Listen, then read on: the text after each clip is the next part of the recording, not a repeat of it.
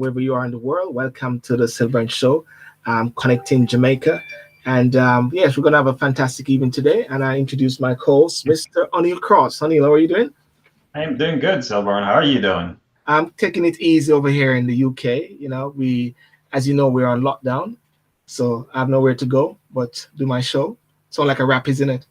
I know. I woke up this morning and you and I chatted a little bit, and I'm like, wow, London is locked down again. And then I saw in my news feed on Twitter that, oh, Italy, Belgium, and all these countries said, hey, we're not letting any Brits into our country. I'm like, wow, what's going on?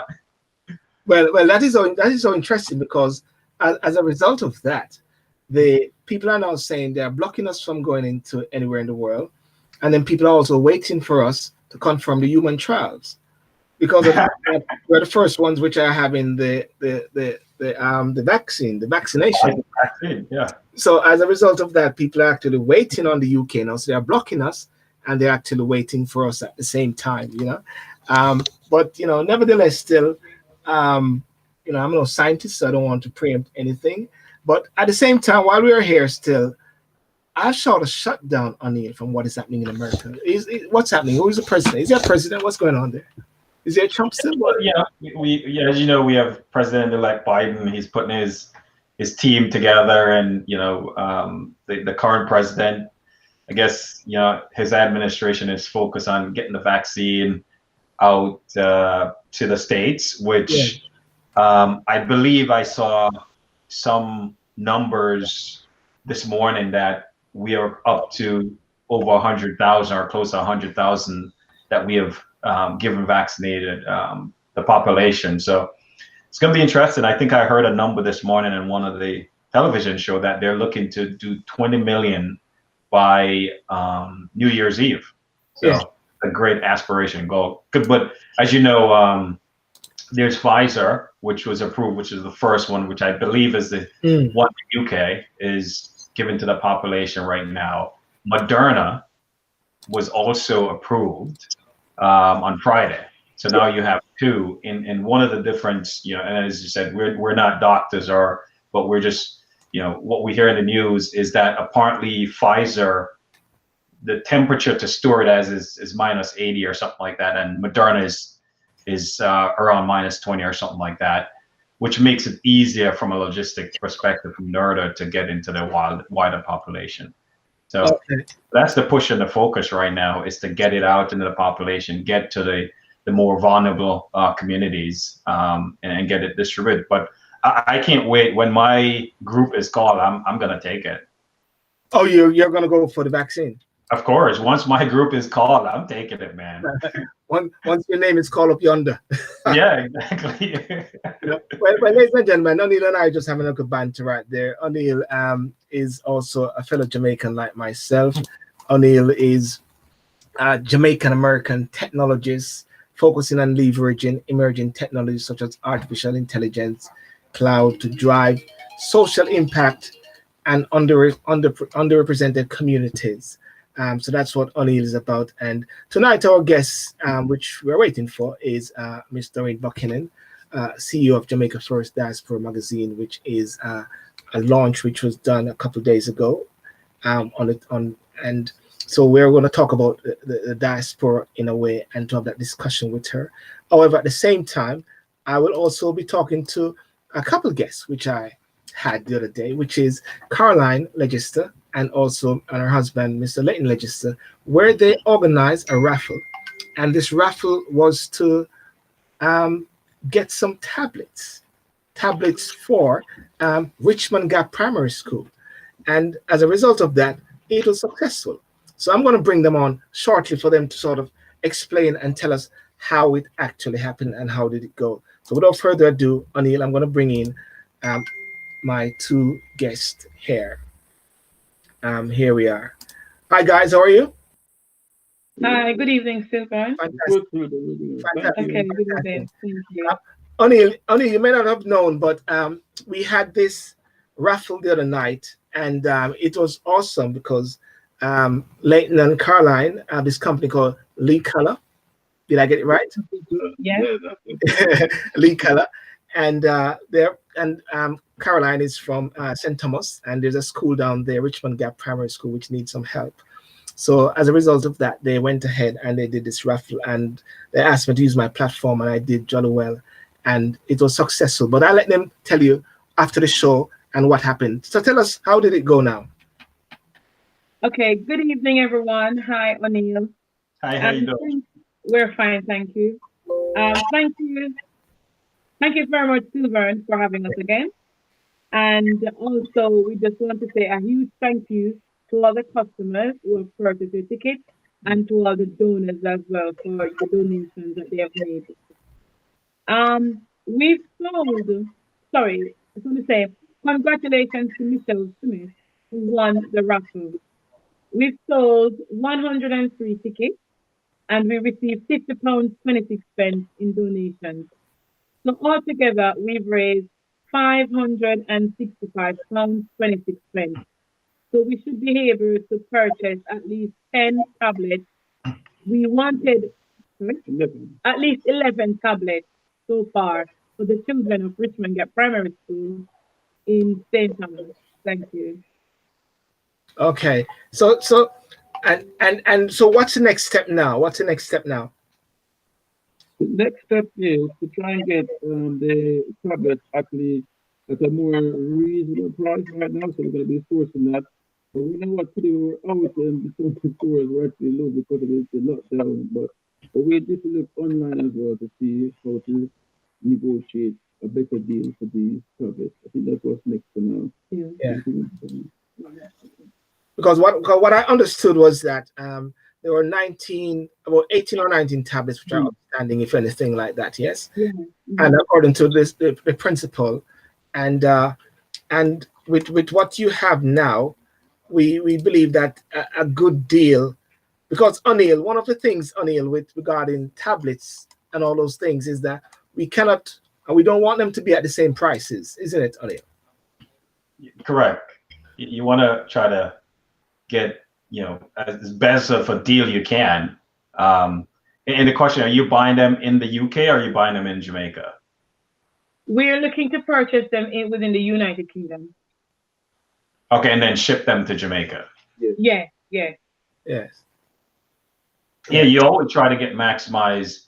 And what I've found also is, as you're buying, I don't know if it's the same in the UK, but in the US, when you're buying from big box store, such as Best Buy and so forth, if you tell them the cause, a lot of time they'll give you a deep discount on those tablets. So I'm not sure what is the equivalent to Best Buy in the UK that you could approach and then have a discussion with them around what you're doing. And sometimes they'll give you a good discount. Okay. Yes. I think the equivalent to Best Buy in the UK here would be PC World, Parish PC World. Okay. Yes. But we're at a disadvantage at the moment because of the lockdown which we're in at the moment. We're not able to go inside and speak to someone. I see. Yeah. So that's a new situation, right? Given what's going on, not only in the UK but also in the US. We're probably going to have to find some creative way of trying to help. In this case, Sylbourne, in terms of negotiating a good and get some good discounts. Yeah. And I think that is where we're at now, because I remember there's a consulate or in the States which is trying to work out tablets at $100 or so, and I believe if we can try to collectively reach out with some other companies, we can see what we can do. But the most important thing is that it was successful. The raffle was a success, and the next phase now is to see how we can do it. So, ladies and gentlemen, the raffle was a success. It was sold 103 raffle tickets, £50.26 in donation, total raise 565. And do you have the raffle bouquet? We can have it's right here. Right here. Okay. Nice. Awesome. Okay. Fantastic. Fantastic. And while we're here, just tell us briefly about Lee Color so people can actually tap into the business while we are in lockdown. People, I don't know if people are going to want to clean up them skin or everything at this now because they're just upset. But maybe they want to nice up them. Tell us about Lee Color while we're at it. Okay. Lee Color is a small family-run business where we manufacture natural skincare products for the hair, the face, and the entire body. So we look after the whole, the whole you. So people can they can purchase products at www.leecolor.co.uk, and they can check us out on our Instagram page at Lee Color. We're also on Facebook at Lee Color Natural Skincare Products. Within the UK, our products are stocked in all the Pempanzi stores, and our products are also in Royal Maroon Herbs in Peckham Rye. We're in M&M supermarket in Thornton East, and we're also in Project Shared Herbal Mix in Thornton East as well. Okay, fantastic. Well, listen, guys, fantastic work you guys do, and we wish you all the success with this. And ladies and gentlemen, what that means is that whenever you actually tap into any stuff like this, you come onto the Sylbourne show, and the only thing you'll get is success. Am I correct? You're correct. Just point out the difference between this basket and the one advertised is because it's personalized. You Yes. Gold bowl, and she wants a mango butter or award-winning mango butter. So she's got that in her basket as well. So she'll be so happy that for her lovely basket, lovely Christmas present, will be delivered sometime this week, about Monday. She'll be getting it. Okay. Yeah. Right. Okay. All right. Fantastic. Thank you very much, and guys, and well done for that. And we glad that the children in Richmond Gap Primary School, hopefully very soon that they will have these tablets that they can actually learn. Education is key. All right. Okay. Awesome. Congrats. Thank you. Thank you very much. Thank you. Thank you. Cheers. Bye-bye. Okay, ladies and gentlemen. So that was Caroline and Leighton Legislator. They're both teachers here in the UK, passionate Jamaicans as well. We're waiting for Miss Doreen Buchanan. I think I saw her trying to come in earlier, but not here as yet. But in the meantime, Oneil, let's talk about the diaspora a bit until Doreen comes in. I think she may be having some technical challenge. What Lee Color just did is the power of the diaspora, isn't it? Yeah, I was just thinking, Sylbourne, as they were speaking, so much of how COVID has shown sort of the digital divide in Jamaica, the diaspora has, answered in a way that, I've not seen in a long time. They've mobilized the diaspora to help a demand or solve a challenge, right? I see here in the US where folks are sending tablet, you see that in the UK.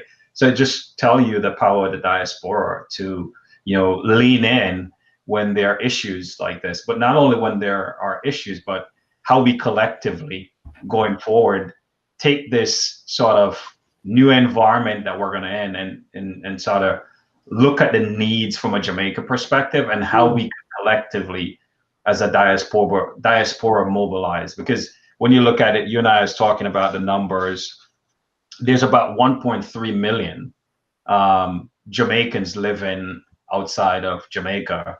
Yes. And a majority UK, Canada, and the US. How do we mobilize? To me, if you give $10, 1.3, even if you get half of that, that's a lot of impact you could do. Yes. In Jamaica. Okay, that's great. Let me see if I can get Miss is okay. I think. Let me see. Is that Miss Buchanan there? Can I see? Hello. Hi. Good afternoon. Good night. Yes, it is Doreen Buchanan. Okay. You're slightly out of sync there. Okay. How's the lights? Is that good? I don't know. Okay. I don't know if you can come across a bit more. I don't know. Are you're okay? But we'll have to make do with. We'll have to make. Yes.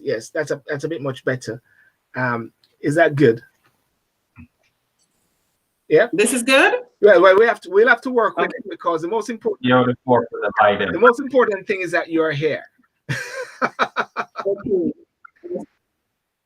can you hear us clearly? We are hearing you. Yes, I'm hearing it clearly. Okay. And have you got your anytime you're ready, if you're ready, let me know. Okay. Okay, so just say it therefore. So ladies and gentlemen, I have Miss Doreen Buchanan. Miss Doreen Buchanan, she is the convener, the CEO of new magazine, which is the Jamaica Diaspora magazine. And a little background about her before she comes on. She's JP, and she's the CEO of Oneil Properties International, chartered real estate surveyor and chartered valuator surveyor with over 20 years experience in the built environment. And if I dare go through her CV, that would be the end of the show. So I'm going to paraphrase along the way. She's a long-standing member of the Royal Institute of Chartered Surveyors, world leading and almost respectable professional body in the built and natural environment, assessor for North America. She's responsible for maintaining and delivering of high standards at Oneil Properties International, as set out by the Royal Institute of Chartered Surveyors. Her local and international experience, leadership skills, core values of discipline, integrity, teamwork, transparency, accountability, DITA. And also she's a member of the National Association of Realtors, NAR, member of the Real Estate Board, and she believes in the importance of ongoing training. She's a Justice of the Peace, and she is many other things. And I will not go any further. I'll let her finish. Do you want to finish all of that, Miss Buchanan?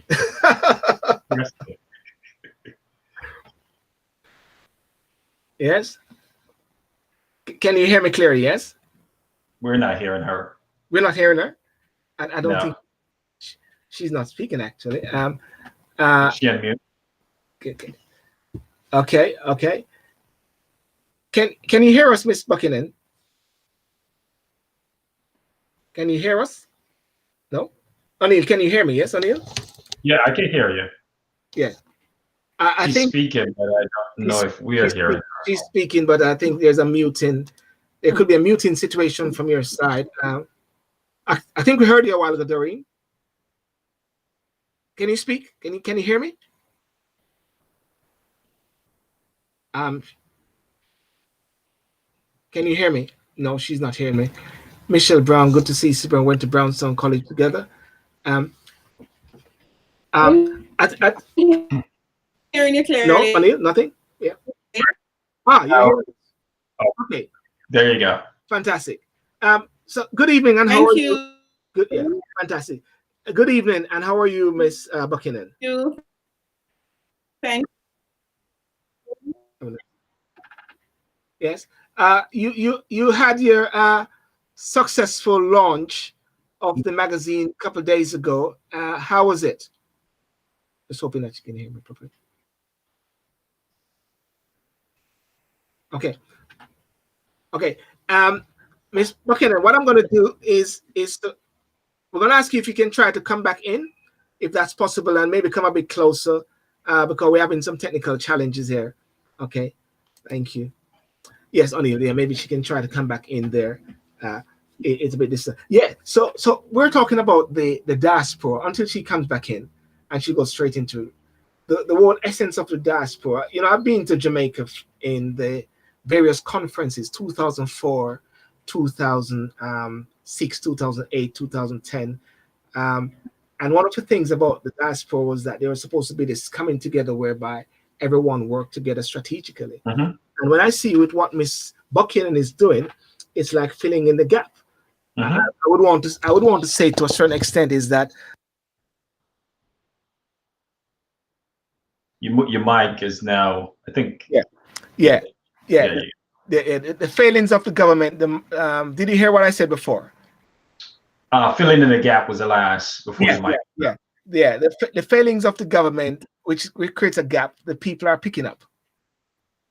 No, I totally agree. And I probably failing might be a strong word.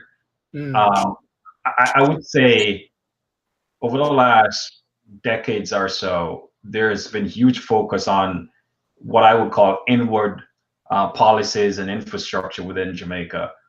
and from debt restructuring, infrastructure, right? And you saw the previous administration, they focus on infrastructure, and you see the current administration focusing on that. I think the gap that I would say is that it's weird as the diaspora fall within what I'm talking about, the infrastructure, because I tend to think if you look across the UK, the US, and Canada, there's a huge segment of Jamaican professionals who are playing in those industries that could help the Jamaican government and the Jamaican people. So I think the tough part is how you connect everything together. And you mentioned it before, where there was the conference a couple of years back. I didn't get a chance to go, but the conference was supposed to bring the diaspora together, connect with the Jamaican people and the Jamaican government, but somehow that didn't happen, fully according to that vision that I remember. But now with the magazine that Ms. Buchanan is putting out, it could be a channel for us to connect and mobilize the diaspora in a way that we have not seen in a long time. Yeah, because I want to do a sort of profile of the magazine, but I don't want to do it without her, as to sort of give a glean of it. And also in one of the areas now, as we even think about COVID, and this is what you and I was speaking about, that even if by chance, if there are any technicalities that Miss Buchanan is not able to make it, there's so much we can speak about, because it seems like countries which rely on level of tourism are now seeking to capitalize on their diaspora. So therefore the interest on the diaspora now is more profound now, because hey, they have this passionate and this intrinsical, intimate interest to go back to them yard, like Jamaica, for argument's sake. Yeah, and I totally agree with that. You're seeing Jamaica, other places within the Caribbean where the diaspora has mobilized. You've seen, for example, Israel, how they mobilized their diaspora. And I think we could use this sort of reimagine what the diaspora would look like to start engaging not only the Jamaican people, but also the government in a much more meaningful and impactful way. I remember it was a couple of years ago, I was at the Montego Bay airport and I ran into a doctor from New York, and she has this program, and she's been doing it for, she said, since 1979, where every summer she brings doctors, nurses to the community. I think it was Hanover, if I recall, and she would provide healthcare to that community. And the thing that was so awesome about it is that she was like, I do not depend on the government. She's like, we have our structure in place. We mobilize here within the US from a diaspora perspective to get the resource, get it down. And she's been doing it. And I believe if you zoom out, there's probably about 1,000 those stories, right? But how you connect everything together. Because I could bet you that doctor who was doing that in Hanover, there's probably a doctor doing the same thing in Clarendon, a doctor doing the same thing in St. Anne's, right? So how do you collectively bring these together? Because I do believe there's a multiplier effect if you're able to get everyone to sort of create, what is it that we're trying to do? Is it healthcare, access to healthcare? How could we do it? It's broadband, and then mobilize on a couple of topics that make impact for the Jamaican people, really, really top of mind. So that's what I'm hoping that, if Ms. Buchanan come back on, we could touch on the magazine and how that could help to amplify that. Yes. No, that's very interesting. And I believe also the different levels there, especially real estate. Real estate plays a fundamental, everybody keep talking about the fact that the Chinese and everybody and the Spanish, everybody's buying up the real estate, but it is an area which I'm seeing different companies are just, I even got a message a while ago from someone talking about their real estate companies as well. And if one is not actually getting real estate in Jamaica, one is missing out. Even though we are there. Yeah. And I don't know the real estate market very well in Jamaica, but what I could tell from just outside looking in, it seems to be growing. And I have had friends who have invested, and it seems the investment continue to grow because, and someone probably need to check me on this, my facts, but I believe if you look across wider, for example, Caribbean country, Jamaica is still growing from a real estate perspective. You could go, for example, to Turks and Caicos, and their properties there for $40–50 million. Jamaica is not there yet, but Jamaica is going to get there, right? So to your point, how do you invest? I believe there's a huge sort of real estate development out in Hanover that I understand there's a lot of folks from the diaspora who are invested in that area. So I think it's huge, and it's a huge way to connect back and build wealth, right? Back in Jamaica, as they call it, go back to the motherland.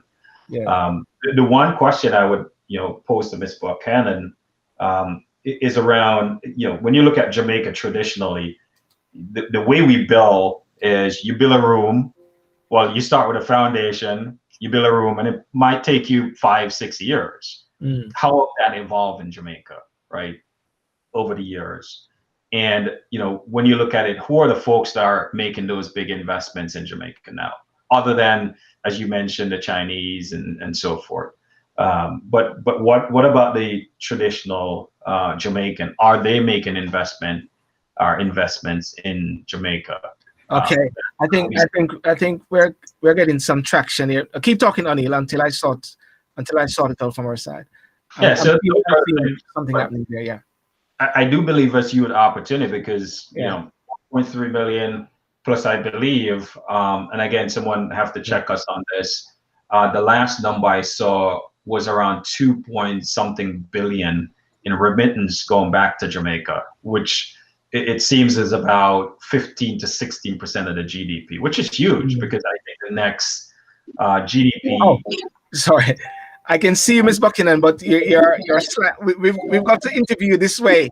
You're slant. You need to go straight. I need to. What did you say? No, you're slant. You're horizontal. You're horizontal. They need to turn the camera. They need to turn the camera. Sorry. Yes, that's it.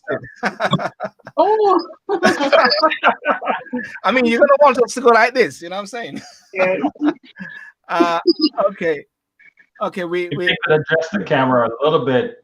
So if somebody's adjusting the camera, let me see. If they can adjust the camera a bit more to get your head in. You get your face. Yeah, that's okay. It's getting there. Yep. Okay. Yep. Okay. That's it. Keep it there. Yep. Okay. You got it. Yeah. Leave it now. That's it. Well, let's keep it there. Keep it there. Don't touch that dial. Stay right there. Yes. Thank you. Okay. Can you hear us clearly? Yes, I'm hearing you clearly now. Thank you. Fantastic. I believe in patience, Okay. So I have no problem with this. And Oneil is my colleague who is here. Hi, Oneil. How are you? How you doing, Ms. Buchanan? I'm very well. Thank you. Yes, we were just skirting around the issues a bit. We didn't want to go too deep, and we didn't want to even showcase the magazine as yet. We wanted to wait for you to come on, so we were just casually setting the stage. Yes. And I tell you what we were speaking about, Ms. Buchanan. We're speaking about a couple who launched a raffle. The raffle was for a school in St. Thomas, Richmond Gap Primary School. They were shorting about 19 tablets, but the whole connection with the diaspora. I wanted you to come in that conversation earlier, but you weren't there. It's about how the diaspora is connected in so many ways, which you'll talk about later. The fact that they are here in the UK and they are contributing to a primary school in Richmond Gap, St. Thomas. Yes. So it is showing how much the connection, like with your magazine, which we're going to talk about, the Jamaica Diaspora magazine, how such information in that magazine can benefit us. So without further ado, I did give an opening as to who you are, so people know who you are. Tell us about the magazine and the vision behind it. Okay, so I know that there are a number of Jamaicans across the world who are very much interested in coming home, helping Jamaica, And there has been no coordination, there has been no integration to get this done. So what I did was to come up with a platform to amalgamate all of the Jamaicans onto, this, what you'd call fulcrum then, so that we could garner information from them and to see through a coordinated effort how we could help to, help Jamaica overall. And also to build wealth among themselves, because Hakeem, can you excuse me, please? Right. Yes. Yes. So the Jamaicans, as I said, who are overseas, they needed this forum to, voice their opinion, to see what's going on in Jamaica. Some of them have left Jamaica 20, 30 years ago. And whenever they hear about Jamaica, they said, I would prefer not to go back because I don't know what it's like there now. And they find, a lot of excuses. So this magazine is to help them to reintegrate back into the country and to build wealth, because it doesn't matter where in the world you are. If it is that you have some money, you would want to invest in the place called home where you were born. In one of the sections in the magazine, you'll see where there's a lady out of London who was born on Waltham Park Road, and she stated that she wanted a piece of land. No, the house in which she was born, she wanted us to find that house for her to purchase it, to use it as a home for the indigent. So there's a lot of love for Jamaica. They leave Jamaica for greener pastures, but they still want to interact with home. And hence the reason for this magazine. Fantastic. And so therefore, Oneil and I was talking earlier. So is it that there's a gap whereby the diaspora conferences have been going on for years, and somehow this was supposed to be one of the objectives of the diaspora conference, like to bring these things together? And would you say that it is the people now taking the bull by the horn? Indeed. I am not sure. I have been to the diaspora conference, several times. However, I did not see where, in as much as they were together in one forum, the minute they leave, that's it. Now, this magazine is the nucleus to keep them motivated, to keep them interested, to let them know what's happening in Jamaica. And if you notice that in the magazine, it has Jamaica in the 21st century. Yes.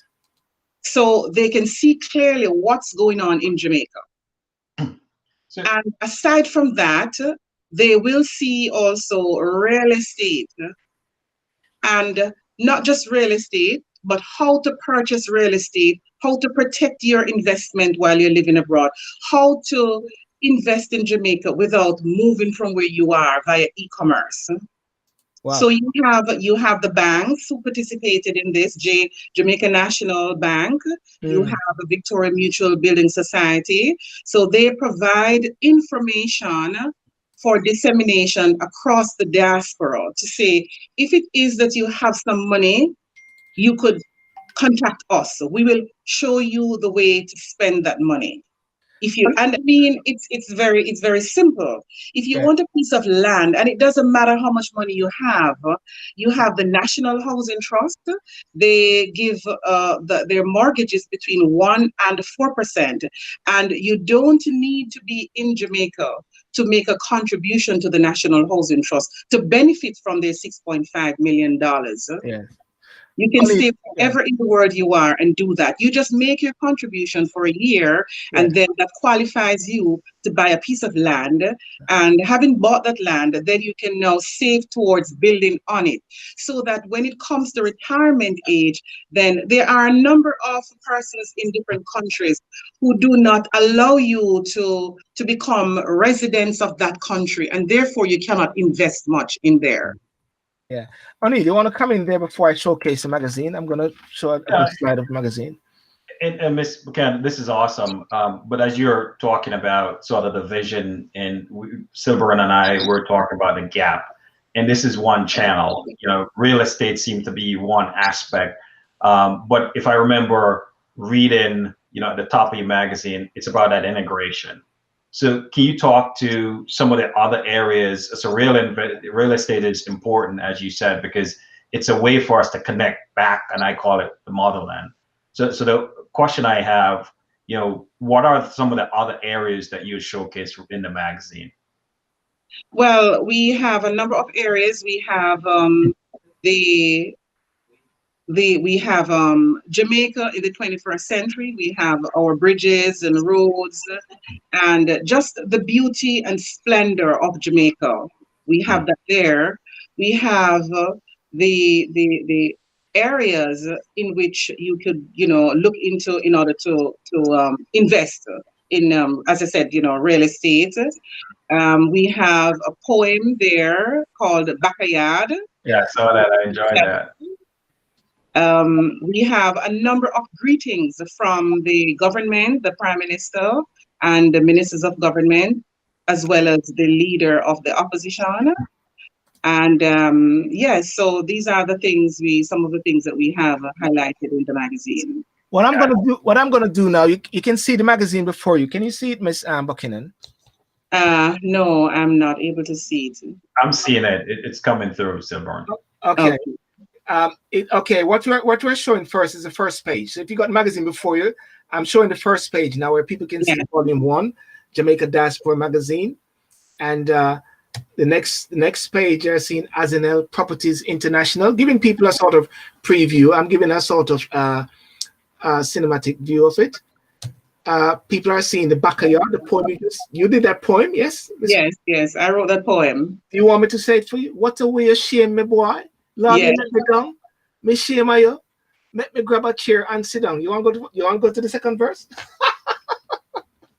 I didn't I never knew I was going to be able to ask to say it, but you could continue with it. You can continue. Really. I think Oneil needs to continue. Yes. Yeah. It's a great poem. It's a great. But yeah, one of the things, Sylbourne, I want to sort of ask Ms. Buchanan, you know, obviously there's a lot of thought process that went into this magazine, the way it's structured.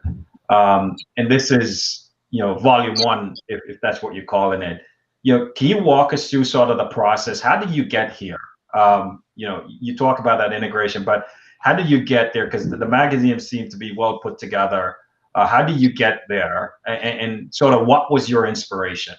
And Miss Buchanan, before you start, just to let you know, I'm actually going through the magazine. So while you're talking, people are just seeing the magazine pages going by. So you can speak freely, okay? Okay. Yeah. Well, I'm not seeing it from my end. My inspiration came from that I was in New York and, you know, moving around New York and connecting with people in New York. And I found that it seemed a little lonely, where the Jamaicans here, they were, you know, a little bit dissected and never had much time for anyone. And whenever I spoke with them, they were not that welcoming. And I thought to myself, what is it that I could do to integrate and unify Jamaicans, because we're all one? And I just found myself writing away, and there was the magazine. No, before that, I hypothesized what could have happened, and then I carried out a research. My target market was the people that I had done real estate business with over the years. So I sent them the questions, and they returned those questions, the answers. And from those answers, I produced the Jamaica Diaspora magazine. They spoke of the fact that the government, they didn't see where the government had much interest in them. And they toiled hard and long to help Jamaica and help Jamaicans. And so I thought that if I reached out to the Prime Minister to get a letter from him for the magazine, that would have been able to pacify the diaspora or the diasporians. And so I just went on. I went to the Prime Minister. In fact, he was the first person to have produced a message to the diaspora, which means he has a vested interest in them. And he knows of the importance of Jamaicans across the world and the interest they have in Jamaica as it relates to remittances, and not just remittances, but just about anything that they want in Jamaica, they get. Okay, that's good. And if you and that's a good overview. And I gave people a good show of it. And I must tell you that I stopped it at Dennis Hawthorne. But let's hold on to Dennis Hawthorne for a moment there. Yes. When we spoke before, you spoke about the different tiers. I know right now in the UK we're talking about lockdown 1, lockdown tier 1, tier 2, tier 3. We're not doing that one, but the different tiers that you have in regards to the magazine and how it can serve the hub. What the sort of hub? You have level 1, level 2, level 3, if that's the right way to say it, Ms. Buchanan. So what would be the first one, the first tier you said?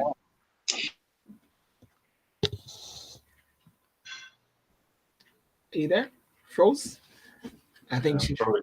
I think we're frozen again. Frozen again. Okay.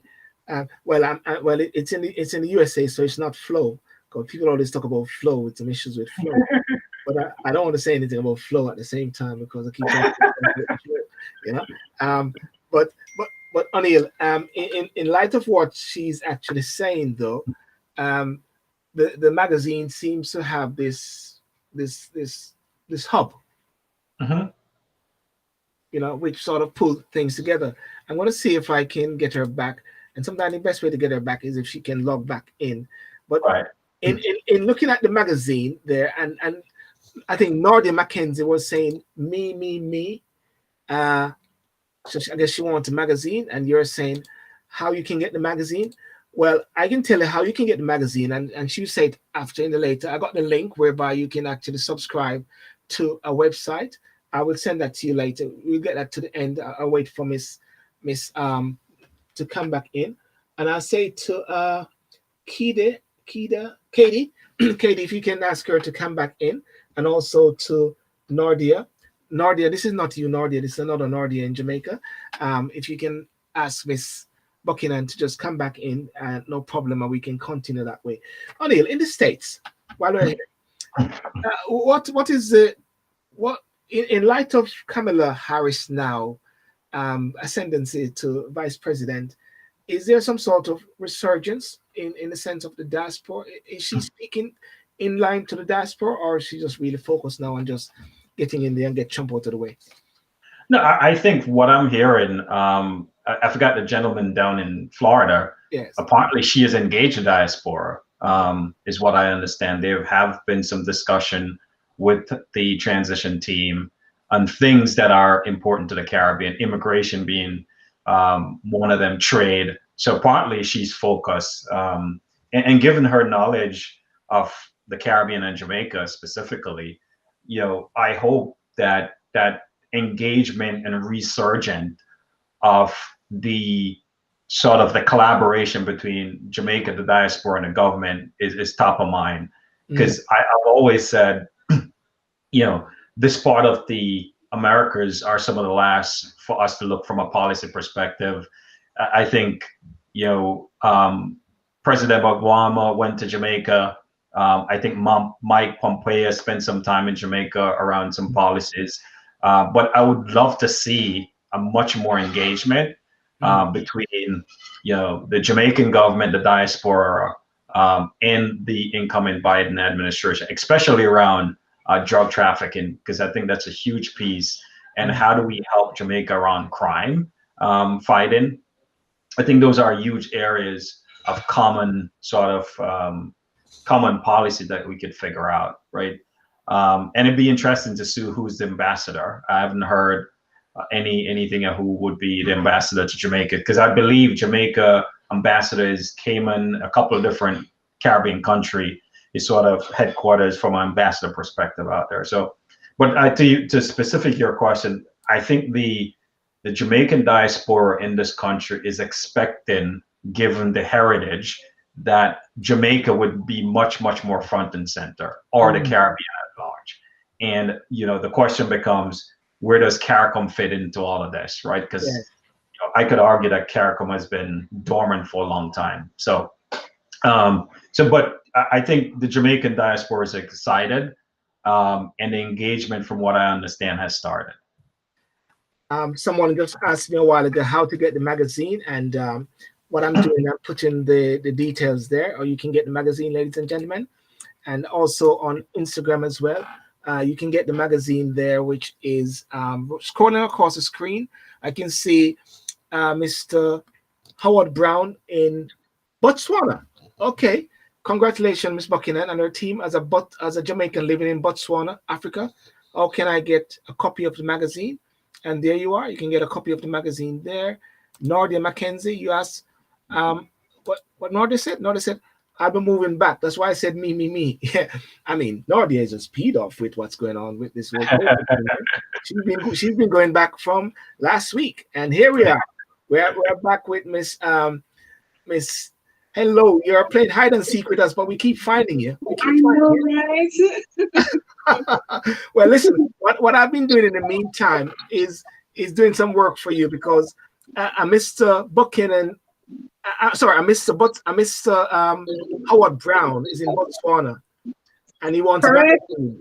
So I sent him the link. Nordia Mackenzie, she earlier said me. I was wondering what was me. I thought she was saying she was you, but it turned out saying she's going back to Jamaica, so she's got a copy of the magazine. Somebody on Instagram is saying looks good, impressive, based on what they're seeing on Facebook, because we've been showing up on screen. Okay, where we're at now. So we try to capture as much as possible before we get kicked out again. Yes. We're talking about the different hubs. You're talking about 3 tiers, 3 levels of what the magazine is seeking to fester. Can you break that down for us and for the benefit of our viewers? Okay, one is to unite, to amalgamate the Jamaicans across the diaspora onto one platform, which is our website, and that is to connect with Jamaica through a cohesive effort to build wealth, not just in Jamaica through real estate, but we will have other great initiatives going forward. And one of them is to have a fair, a Jamaica Diaspora fair, whereby all the Jamaicans across the world who are operating their businesses will be able to come onto the platform to showcase what they do and their talents. And so if it is that you happen to be in that part of the world, you support them. For instance, you know, I'm here in New York, and I try to go to a Jamaica store, or if I want to get my nails done or my hair done or the groceries, I try to make sure that I go to a Jamaican store. Yes. And so, you know, it is to open the eyes of Jamaicans to say, let us unify together. Let us help each other. Let us help a brother up and a sister up. Yes.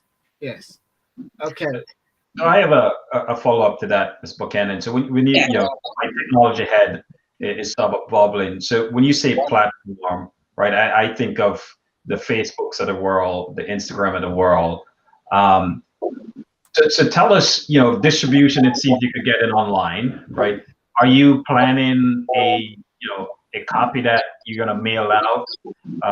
Yes, we will have hard copies. So if it is that you need one, we could send that to you. And as we go along, we will have, you know, you'd have to register and pay a subscription fee to get onto that platform. So you need to get it now quickly. Right. So for example, when I get on that platform, is where I can build something on the Jamaican Diaspora magazine. So for example, if I have a business in New York, I can build something on there. Most definitely. You would have to register. If you go on, when you go online, it says register here, and that information, we will have that recorded, and whatever it is that you're interested in, we would have been able to satisfy your need based on your requirements. Got you. And then what about if I'm in Jamaica? I get it through the website. That's how I'll get it. Or you plan to do distribution of a hard copy in Jamaica as well? Yes, we could do distribution of hard copies across Jamaica. That was not really our thrust right now. We were planning on doing some distribution because remember now, our vision, and based on our vision and our mission, it is for the diaspora. So to distribute the magazine in Jamaica would have kind of defeated that purpose. So it is to send the magazine across Jamaica. So if you're in Botswana, and Herbie Brown, he was one of the persons who advertised for us on the various platforms, and I want to thank him very much for that. And Herbie has been living in Botswana for more than 15 years, and I'm sure he would have loved to have that as a keepsake. We have also Douglas Lays, who is the former Solicitor General for Jamaica and now head of the Green Fund, Global Green Fund in South Korea. He would have loved to have a copy, you know, on his table at home there. Yes. And in Australia, we have Chrisana Beckford. Chrisana have already, you know, she has already ordered her magazine. So the magazine is basically for the diaspora, everyone across the diaspora. And so once they make a request, we will send it to them. And as what Miss Mackenzie said, as I'm not a fan of online papers, so a hard copy would be of great benefit for her. Yes, yes. So you could just place your order. So okay, we spoke about the two. You talk about bringing Jamaicans together. What's the next one? Unless I missed it along the way of the 3 levels. It is basically to showcase Jamaica. Yes, showcasing what Jamaica has to offer. And a lot of Jamaicans, and as I said, this is based on research, scientific research. You have a lot of Jamaicans who are struggling overseas and they refuse to go back home to make a better life for themselves. This magazine is to say to you, if it is that you're struggling and you cannot make ends meet, there's a better place and a safer place, and a place where you will feel more of that love and compassion. So go home, make a better life there. Right. So that's the reason why I showcased Jamaica. Look at those beautiful roads that we have now. So what you're actually saying is that while Jamaicans are part of the investors, and while looking investors, you're also saying to people, see Jamaica as a home, as an alternative for you to be a part of. That is correct. That is correct. A lot of persons who came here to study and they didn't feel like they had felt like it was like the place to be, they returned home. And my daughter is one of those examples. She came here at the age of 15, attended high school.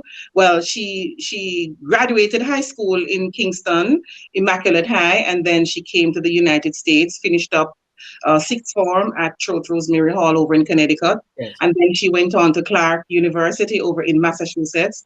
She did her first degree and her master's degree. Then she went on to work with MIT. And she did not feel that connection with home. She just wanted to be home. In as much as she had also gone to Spain to live, and she had also gone to Botswana to live, she did not feel at peace. And so when she said, I was coming home, Mom, I thought to myself, is she making the good move or a bad move? And she said, no, Mom, I just want to be back in Jamaica. And today she is in Jamaica and she is loving it and she's enjoying herself. She has a very good job there. And she's also a director of our company and she's at peace. So I guess what you say, Mrs. Buchanan, if folks are struggling, one of the things you want to show is there's an avenue to develop wealth and live a much more aspirational life in Jamaica rather than staying within whether the US or Canada and struggle. Indeed, indeed, indeed. Mind you, it is okay to go abroad and to try because nothing beats a trial but a failure. But if it is that you're there and you're not making any headways, go home. And we're telling you it is okay and it is safe to go home. Can I just bring this point up? As a magazine is harnessing lots of information, harnessing wealth of talents as well, if I'm not mistaken, because would you say that you are also tapping into the professional resources of Jamaicans overseas? Of course, indeed. And this is one of the main thrusts as well. Jamaica is a third world country. Yeah. And if it is that they were to release the cup from the ceiling, then go break that glass ceiling, go out into the world, source Jamaicans who are overseas, because you have brilliant Jamaicans who are across the world, and they would love to help Jamaica.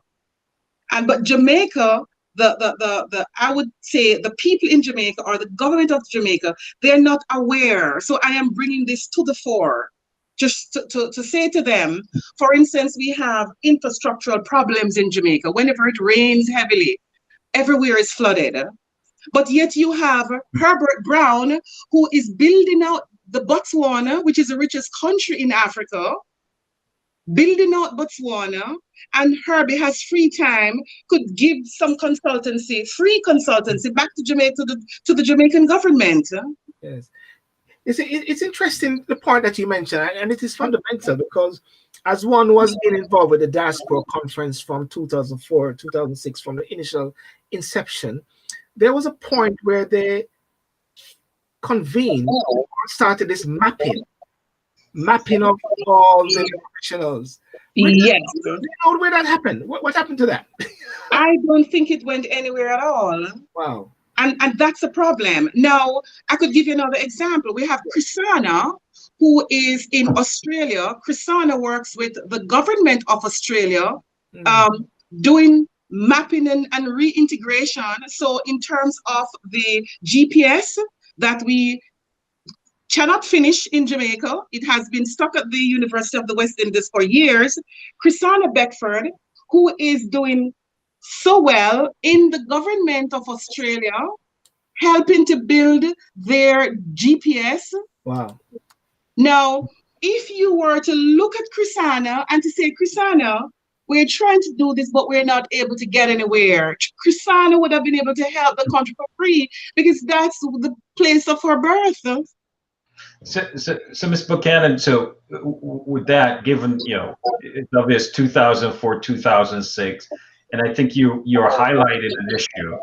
How do we collaborate better? So for example, in my profession, I deal with artificial intelligence, right? It's the future. Automation is the future, right? How do we engage with Jamaicans who are like-minded like us, the Jamaican government, in order for us to bring that impact? You talk about infrastructure. COVID, for example, has shown the digital divide in Jamaica, right? Where I read where you have some university students didn't have the bandwidth, and the government is looking to sort of fix that issue. So how do we engage in a more meaningful way? Because it seems over the last, decade, we have tried. So how does the magazine help in this way? Yes, that's a very good question. Now, we intend to collect your data, collect information from you, and eventually we will put it together, streamline it, and we will ask the government to look at it. Oneil? Yes. We collect your data from you, we streamline the information in terms of what you do, your profession, and we will have this as a resource material for the government. Gotcha. So you're creating sort of part of the magazine, a book. I use the term luminaries, where you could say within telecom, here are the folks who are making impact within the U.S., Canada, or Botswana, or wherever. Here's how you engage them in infrastructure building. So that's sort of your goal. Which if we could pull this off in this way, I think you could see some meaningful collaboration between the diaspora and the Jamaican government. Indeed. And I can tell you that having interacted with them, especially through, coordinating everyone for the launch, because we had 25 speakers and we had to narrow it down to 25, but we could have had 40. That's how much the Jamaicans across the world are loving the magazine and willing to help Jamaica and willing to come together for this integration and unification and building of wealth. Yeah. So they are willing and able to help Jamaica. Jamaica has not remembered them, in other words. So we are bringing them to Jamaica to say, here is a platform. So therefore, what we're seeing then is an extension of, I wouldn't say the government, but the world vision of the diaspora, where the government, I would say this, where the government has somewhat lapsed. The gap is there now, and you're actually picking it up. Yeah. Where the government, I didn't hear you. Please excuse me. Could you please repeat where the government has lapsed, you're picking it up. Indeed. You see, I'm a Jamaican. I have been traveling all across the world, and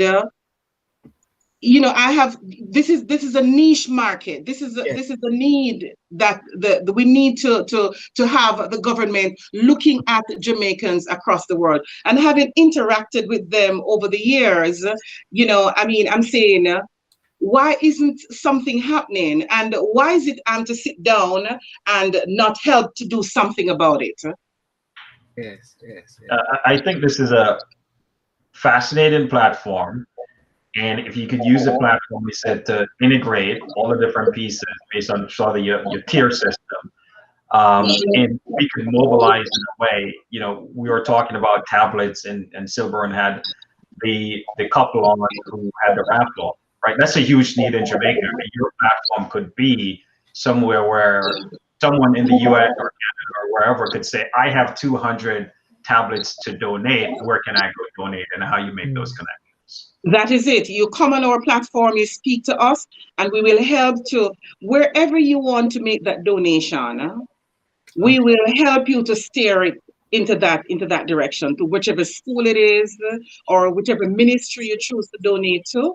Then we would help you to do that, to get that done. And that is it. Jamaica really needs help right now. And just recently, back home, I am I'm a secretary in the Ministry of National Security on an initiative called the Parish Consultative Committee and the District Consultative Committee, where we're trying to, we're coalescing all of the GOs and the NGOs on one platform to see how best we could help in communities, because we have found out that the only reason how should I put it now? In order to help with crime and violence in Jamaica, we must start at the bottom where the children are. Teach the children, find out what they're doing, how they live in these communities, the parents they have around them, and we help both the parents and those children. I'm very glad you said that, because Ms. Mackenzie earlier said, I was waiting for the opportunity to bring in this message. Only way we can help Jamaica on crime is if the same people in Jamaica start talking and telling the police where the criminals are. They are the ones who are harboring. I guess the point right there is that crime is a factor, isn't it? And crime is going to be an impediment with any work that you're doing still. Correct. And so the way of the magazine then, how does the magazine work towards that then? Well, the magazine, once we get the Jamaicans across the world together and we start a conversation, then we will be able to help Jamaica. Yes. Because we're going to get those resources from the people in the diaspora. Yes. Whether it be monetary or educational. And I guess that is why you have Mr. Rupert Francis on your panel. That is correct. That is correct. And he's a member of our board as well. Well, I just put his picture up there. So Rupert, based on the launch last night, when was it? Last night? Was it last night? It was Friday. Rupert Francis was part of there. I've got Miss Petal, I think, as well. Petal James there. She was on it. And you got a raft of different persons, Miss Dunkley, Karen Dunkley as well. Dr. Karen Dunkley, that is correct. She's a member of the diaspora. Wow. Petal James is head of branches at the Jamaica National Bank. Yes, yes. So your launch is gone now. It's over. It's done, and it's not working time. Yes. Awesome, awesome. So listen, Miss, time is upon us as based on the delay. But in the last word you want to say, I know someone just said a question a while ago. I don't know if it was answered. I don't know. Michelle Brown said, "Is there a cost for the magazine?" There is no cost in New York, but there's a cost to send it to you across wherever you are in the world. Okay, Michelle Brown. I don't know where you are. I know you said we went to school together. Good. Yes, Michelle. I know Michelle. Michelle is in Botswana. Where is she? Michelle is in Botswana right now. Oh, Michelle is in Botswana as well. Okay. Yes. Fantastic. Awesome. Oh well. So you can meet Michelle there along the way there. And I have a last question for Ms. Buchanan, because there's a lot of folks that are probably saying, "Who's Ms. Buchanan?" And I want to ask a specific question because I did do some research. Who's Uncle Sydney, and how has he inspired you? Uncle Sydney White. Oh, Cocktails with Doreen, Jamaica Observer. Okay, so my Uncle Sydney White, I revered him. He's still alive. He's 91 years old today. He was a successful businessman in New York, and his business was real estate. He owned a lot of properties in New York. And back in the day, as a kid in Santa Cruz, when he came to Jamaica, he would come with barrels and he would come with money. And he would always come well dressed up in scarf and all of that. And I always thought, okay, my uncle is so rich. I just want to be like him one day. And, every step of my journey, my accomplishments, I would tell him, and I would get the most accolades from him. And it just felt good. And I kept accomplishing as I went along, and today here I am. So my uncle, has been an inspiration to me, and I love him dearly. Uncle Sydney White, he's now retired and enjoying his years in Florida. Awesome. And then what book or books have you gifted the most? I beg your pardon? What book or books have you gifted the most? That was an inspiration to you. Oh Lord, so many of them. What's the one? The one is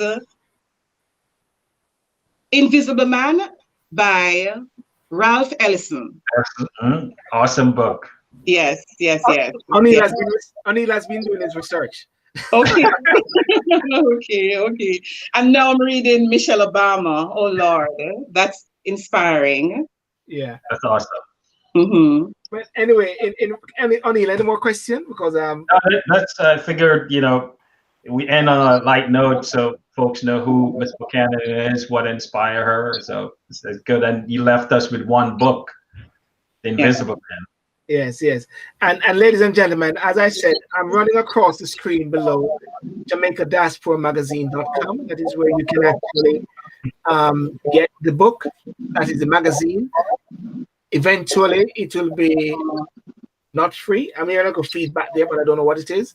And any last word from you, Miss Buchanan? I just want to thank all the persons who participated in the Jamaica Diaspora magazine launch. I want to thank them wholeheartedly and to let them know that this is not the end. This is just the beginning. And we have a lot of things in store for them. And, just to continue to give their support to Jamaica and build wealth in Jamaica so that we can, in our old days or for years to come, or even when we have passed along, that we would have made a difference in the lives of Jamaicans. Fantastic. And I want to ask you this question. I always ask this when I was on the break share before COVID came in and mashed up our life and we have to start go beyond online. I always ask this question to all of my guests is, what is your favorite quote? What's the favorite words or something that inspire you that you can share to inspire new entrepreneurs, persons who to break out and step out? I didn't hear that. My favorite quote. Your favorite quote. Yeah. What I remember now is teamwork makes the dream work. Okay. Okay.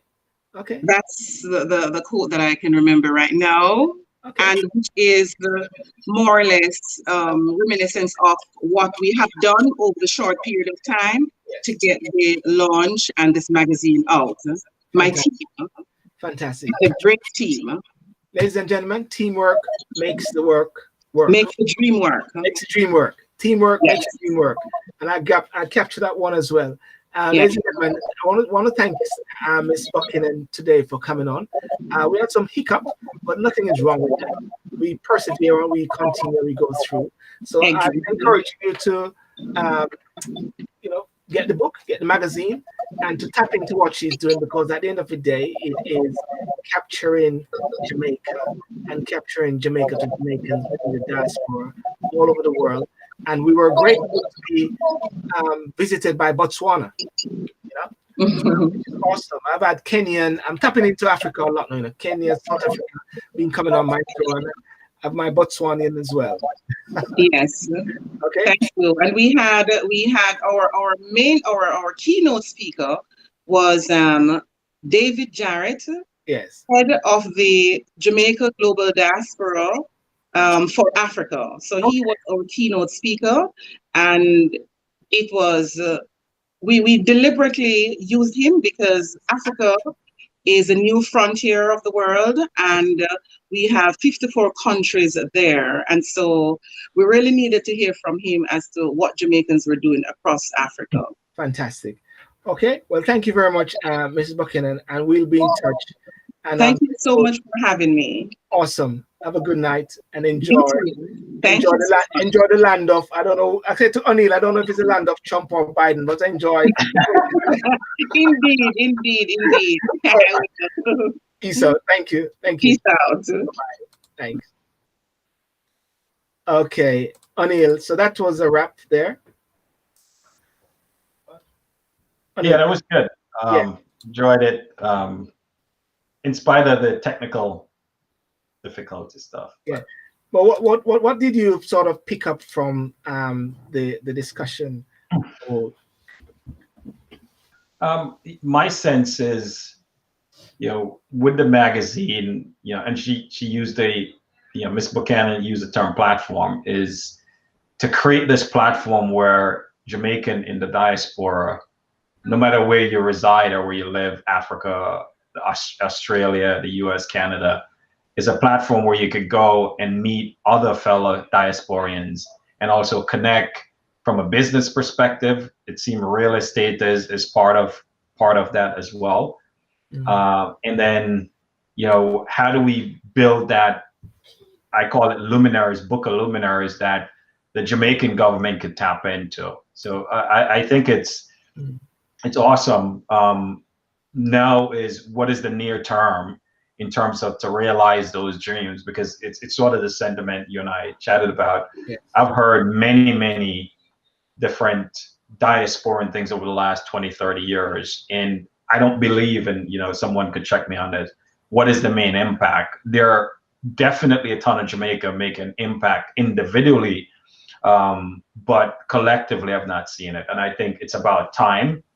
And I think COVID might help push, because now, I watched Reggae Sunsplash, 100,000, and it was all virtual. Wow. Right. So I think there are things that we could do now in a much more meaningful way that help the Jamaican people, because I do believe crime, if we could solve the crime stuff, and if we as diasporan could mobilize around that, that would make a humongous amount of impact in Jamaica. And I think we can solve it. There's a lot of brain power out there. There's a lot of collaboration. The Jamaican government should start using more data in their day-to-day, how they do policing and what that look like. We call it reimagine law enforcement. But there's a social component. She talks about that, right? There's a huge social component that we could collectively figure out how to address. Yeah. No, so I think it was awesome. Yeah. No, that's good. And some good comments from Nordia Teep, Desiree as well, and from Botswana, and from Caroline Henry Legislature as well. And yeah, at the end of the day, Oneil, business is business. If there's a gap, man need to fill it. You know what I'm trying to say? And what I'm saying, and I've been saying this, in the advent of COVID and with Jamaica reaching to the point whereby, Ocherius, for argument's sake, where I'm from, I shudder to think what my parents would have done at a time like this, whereby if at that point as a child growing up when my father drove bus and my mother worked in the hotel at the same time, where that was the main thrust. Mm-hmm. You know, you got to think to yourself now, if tourism doesn't exist, what do we tap into? And I'm seeing the richness of the diaspora, which sometimes seems to be overlooked, or put it this way, is deemed as a byword and not recognize that there's a massive potential within the diaspora that need to be fettered. And I believe that, you know, that's an eyes on, because she's not the only person. I know of other persons who are creating initiatives as well, yeah, when it comes on to tapping into the diaspora. You're right. And I have a vision, and maybe it's a little bit selfish vision. I do believe Jamaica could be the next Singapore for this part. It could be the technology hub. And if I were the government right now, how do we enable that infrastructure that drive innovation? Because a lot of it is opportunity. They're kids. I remember a couple of years ago, I went into the community that I'm from, in Sanguinetti. And there was a young kid about 14 years old building a car, Sylbourne. Yeah. He was building a car. And I'm like, if you give that kid sort of the opportunity, think about an engineer that he or she could become. So I do believe, as I always said, you know, when you look at giving folks opportunity, it makes a huge difference. And I think one of the things the Jamaican government could do is focus on technology. And that's why I'm so happy that they're looking at the telecom infrastructure, the broadband. So now you could make, you know, sort of internet access ubiquitous across. But I do believe in the midst of COVID, and, you know, I didn't see it, so they might have done that. They missed an opportunity. While there are many countries, especially Caribbean and other places, they're saying, hey, come to our country and do your teleworking, right? Now, if I am teleworking and I could go work anywhere in the world, Jamaica has sunshine. We should have taken advantage of that. And maybe there's some policies around taxes, whatnot you would have to do. But those are the things I think from a stay-at-home lockdown. I'm sure there's a ton of people who would want to go lockdown in Jamaica. Yeah. Well, you know, ladies and gentlemen, I want to thank you so much for coming on, and tune in on Sundays or every other Sunday. Oneil and I will be interviewing key guests, Jamaican inspired. I would say not Jamaican inspired as an organization, but Jamaican inspired in a sense whereby, which is crucial from a different angle as we scrutinize and delve in different issues. Am I correct, Oneil? Yeah, I said look forward. You know, we have something real creative coming for the new year. Yes. That is going to be fun. Is going to bring a lot of folks to have discussion on various topics. And we're Sylbourne and I are looking forward to it. It's going to be really good for the new year because, you know, as Buchanan said, 2020 is upside down, but I'm an optimist that 2021 is going to be an awesome year. And, you know, when you mentioned 2021 is an awesome year, I recall 2020 when many people were saying, no, 2019, many people were saying, I can't wait for 2020. It was horrible. I can't wait for 2020. And now we're on the throes of 2021 where everybody said, I can't wait to get rid of 2020. You know, the interesting thing, Sylbourne, my grandmother always say, leap year is a tough year, right? And we're in a leap year. My grandmother always said leap year is a tough year. But I think, you know, 2021 is going to be an awesome year. You know, if you look at the fact, you know, regardless of, you know, your politics or anything, I think the vaccine is probably one of the #1 scientific breakthrough. Yeah. And I think that in itself, the process, the mechanism that was put in place to get that done is going to enable different areas of healthcare delivery in years to come. So if anything we get out of this is the innovation, but we as a people, we're going to be stronger. I use the term anti-fragile. There's fragile and anti-fragile. And I do believe, they say when you train, you get sore, and in chaos bring opportunities. So I do believe if we look at 2021, I think it's going to be an awesome year for us. And what we're bringing to the folks, I think it's going to be really, really awesome. Wow. And you know what? I have to agree, because I believe in uncharted waters.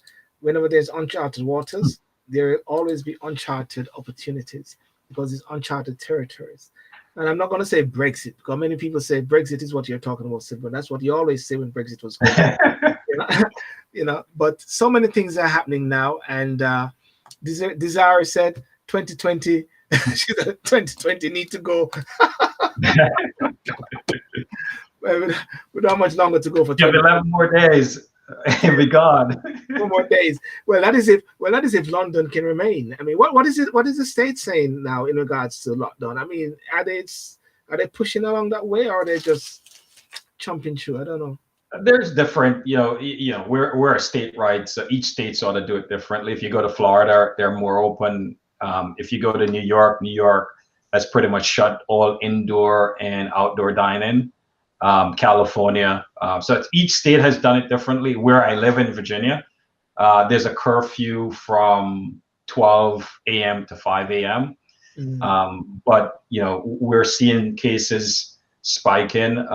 But I believe each states are sort of reacting differently. So it'll be interesting to see when the new administration comes in on January 20, what would they push? But I am an optimist. I think the models are showing I saw a couple of models, and the models are showing, there could be some post bump, but there also could be some flattening. So, yes. And the indicator that I look at is not like the number infection, but it's the death rate, right? And hospitalization. So if those stay low, then I'm optimistic that with the vaccine, 100,000, I believe, was administered so far in Moderna. Hopefully, as they said, 20 million doses by the end of this year. That'd be awesome, right? So if we could get there. So I'm an optimistic in that way, in that sense. Well, I think the best thing these days is to be an optimist, as much as possible, because being an optimist actually, I believe, brings forth a level of light. At the same time, many people are saying they're being an optimist if they still don't want to take a vaccine. They want to preserve life. Everybody want to preserve life in some respect. No, I'm lining up to go take the vaccine. As soon as my group is called, I am the first one. Actually, my mom administered the first vaccine at Huntington Hospital yesterday. So. Okay. So the CEO for the hospital is saying he's going to be the first one to take it, because he's not going to ask his folks and his staff to take it without, and that's leadership, right? That's huge leadership. Well, you know what? At the end of the day, many people are taking vaccines for different things. I believe that God is in control. And I always say to people all the while, this is one of my motivational pieces of the night when I was walking in the morning. And I said, it came to pass, not to stay. It came to pass. That's what the Bible says. It came to pass, not to stay. And we just have to keep going through. But sometimes I just think that somehow they're not allowing the virus to breathe. I know it's sort of it's crazy. Why do you want the virus to breathe? Why don't you want to control it? And I keep saying, because it needs to evolve and just die a natural death, die like a terrorist. But then in the UK, it mutates because we start to play around with it by giving vaccine, and they say it's intelligent as well. That's what they said it is. It's a very intelligent virus. That's what I get to understand. But anyway, I don't want Facebook and those guys to say I'm being anti-vax. So let me shut it down now. Oneil, listen, listen, have a good evening, yeah? All right. Yeah, I see Nordia Teep saying, place Virginia, keep out COVID from there. There's two Nordias on today, Nordia Teep and Nordia Mackenzie. I put a bubble around me, so I have a bubble. I'm walking around a bubble balloon. Yeah. You know what? It is an interesting year, and I'm not going to say, like I said in my show, the interview, I said won't come back until next year. I'll be coming on back as any time. Well, if any issues, we're going to come back on and not shut down, because I believe at this time a lot of people are also going through hurt, and they are annoyed. They are annoyed by the Prime Minister, but it's not the Prime Minister's fault. It's COVID. They are annoyed by the lack of information. They're annoyed by the fact that they were told within hours that we're going to shut down and they can't get to see their families. And then as a result of that, Oneil, everybody dashed towards the train station. And the Health Secretary is saying that was really irresponsible. People were having night outs because they said, let's go. I actually dashed out to change something, which I, again, because I realized, hang on a second, let me just get out there. And when I went to Sports Direct, they said, you're lucky you came today because we're going to shut down as of tomorrow. You know, as they say, as the lady said, COVID, you mash up my life. You know, when I look at, you know, and I looked at the 1918 Spanish flu, read the book.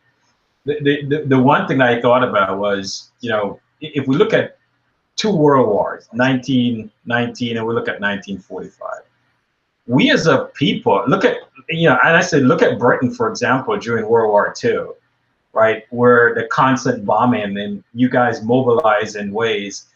And I do believe, you know, the US, UK, we'll mobilize, but there's something different, and I don't know what it is, where, and I know it's sort of war, but, you know, some people are using the pandemic as an act of war, and how do you mobilize in a way?